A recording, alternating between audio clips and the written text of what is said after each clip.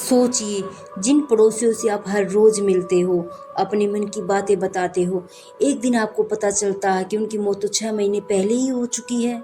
तो आप जिनको हर रोज बातें करते हुए, घर में आते जाते हुए, लाइट ऑन ऑफ करते हुए, टहलते हुए, हंसते हुए देखते हो, आपको पता चलता है एक दिन की वजह इस दुनिया में है ही नहीं। तो जी हाँ, ये कोई फ़िल्मी स्टोरी नहीं, ये कहानी है हैदराबाद के कुंदन बाग हाउस की। आइए जानते हैं इसके पीछे का सच। आगे बढ़ने से पहले चैनल को लाइक, शेयर और सब्सक्राइब करना मत भूलना, ताकि हमारी वीडियो सीधे आप तक पहुंच सके। ये कहानी शुरू होती है सन 2002 में एक चोर से। जी हाँ, एक चोर ने जब इस घर को देखा तो उसने सोचा कि वो इसे लूटकर काफ़ी अमीर हो जाएगा, क्योंकि ये घर हैदराबाद के पोश इलाके में आता है, तो सबसे अमीर घरों में से एक था। लेकिन चोर को अंदाजा भी नहीं था कि उसके साथ क्या होने वाला है। अब चोर ने उस घर की रेकी करनी स्टार्ट कर दी कि कब कौन आता है, कब कौन जाता, कब लाइट ऑन होती, कब ऑफ होती है, कब घर में कौन रहता है, कौन नहीं रहता। उसने सब देखा। 1 वीक तक वो यही करता रहा। लेकिन एक दिन मौका पाकर वो पीछे वाले गेट से घर के अंदर गया। उसे पता भी नहीं था कि वो अपनी जिंदगी की सबसे बड़ी भूल करने जा रहा है। वो जब उस घर के अंदर जाता है तो बहुत खुश होता है। उसे लगता है कि अब बस पैसे लेकर यहाँ से काफ़ी अमीर बन जाऊंगा, लॉटरी लॉटरी, पैसे पैसे। लेकिन सब कुछ छानबीन करने के बाद उसे नीचे वाले फ्लोर पर कुछ नहीं मिलता है। फिर वो दबे पांव सीढ़ियों से सेकंड फ्लोर पर जाने की सोचता है। वो निराश नहीं होता।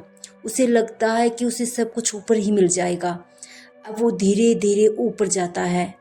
लेकिन जब ऊपर के बेडरूम का दरवाज़ा वो खोलता है तो उसकी आंखें फटी की फटी रह जाती हैं।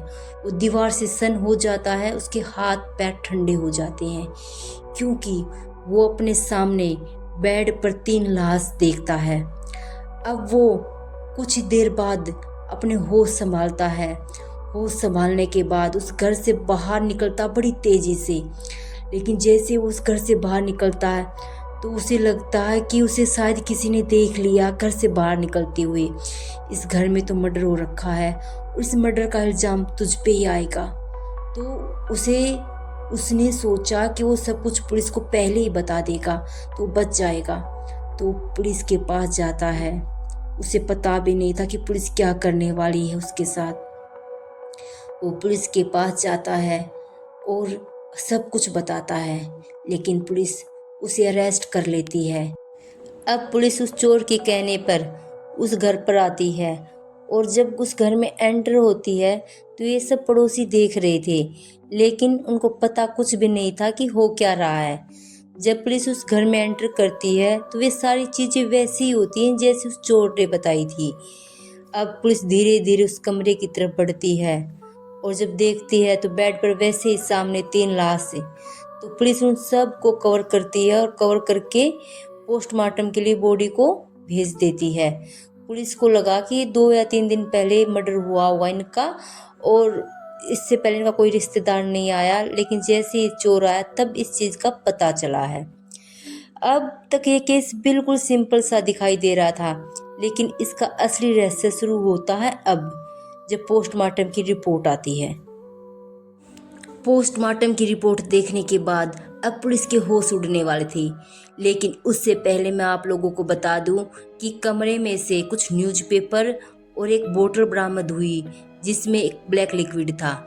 ये बताना इसलिए ज़रूरी है क्योंकि इसमें भी एक रहस्य छुपा हुआ है। अब पोस्टमार्टम की रिपोर्ट जैसे पुलिस देखती है, पुलिस के पैरों के नीचे की ज़मीन खिसक जाती है, क्योंकि इनकी मौत तो 6 महीने पहले ही हो चुकी थी।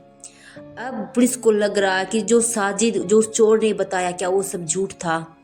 अब उस चोर को वापस हिरासत में लेती है और पड़ोसियों से पूछताछ करने जाती है। लेकिन जो पड़ोसियों ने बताया वो बेहद चौंकाने वाला था। पड़ोसियों ने बताया कि कल ही हमने इन तीनों माँ बेटियों को डस्टबिन में कुछ फेंकते हुए देखा। इन दोनों बच्चियों को हमने बालकनी में खून की बोतल लेकर घूमते हुए देखा। हम देखते थे कि लाइट ऑन भी करती हैं, ऑफ भी करती हैं। हमने इन लोगों को घूमते हुए देखा है। कोई भी पड़ोसी मानने को तैयार ही नहीं था कि इनकी मौत 6 महीने पहले हो चुकी है। अब पुलिस ने अपनी जांच रिपोर्ट में बताया कि इनकी मौत 6 महीने पहले हो चुकी थी और इनकी मौत जहर खाने से हुई थी और ये मेंटली डिस्टर्ब थे। लेकिन इसके बाद पड़ोसियों के बार बार कहने से या फिर उस घर के आसपास हादसे होने के बाद ये न्यूज़ 2002 में न्यूज़पेपर में आ गई, ब्लॉग्स में लोग लिखने लगे, यूट्यूब पे ये वीडियो आने लगी। इसके बाद एक बहुत बड़ा टूरिस्ट स्पॉट बन गया, बड़े बड़े यूट्यूबर्स यहाँ जाकर वीडियो बनाने लगे। लेकिन फिर एक दिन कंस्ट्रक्शन साइट यहाँ पर आती है और इसे खरीद लेती है इस घर को। अब इंजीनियर इस हॉन्टेड घर में काम करने के लिए रहते हैं, लेकिन उनके साथ अजीब अजीब घटनाएं होने लगी। कभी किसी की नाक में से खून बहना या जो साइट के पेपर प्लान थे वो भी सब फट जाते हैं। एक दिन रात को दीवार पर कुछ सिंबल से लिखे हुए थे, ये देखकर इंजीनियर उस घर से भाग जाते हैं और फिर कभी वापस नहीं आते। कभी साइट को किसी ने नहीं खरीदा। आज भी ये घर वैसा का वैसा ही है। आज ये घर बहुत बड़ा टूरिस्ट स्पॉट बन गया है। लोग यहाँ पर घूमने जाते हैं, बड़े बड़े यूट्यूबर यहाँ पर व्लॉग बनाने आते हैं। सब लोगों की इसके प्रति अपने अलग अलग अनुभव हैं। आप लोगों को ये स्टोरी कैसी लगी कमेंट में ज़रूर बताएं। लाइक शेयर और सब्सक्राइब करना मत भूलना, ताकि इससे मेरा मोटिवेशन बढ़े और मैं आप लोगों के लिए और अच्छी अच्छी कहानियाँ लेकर आऊँ।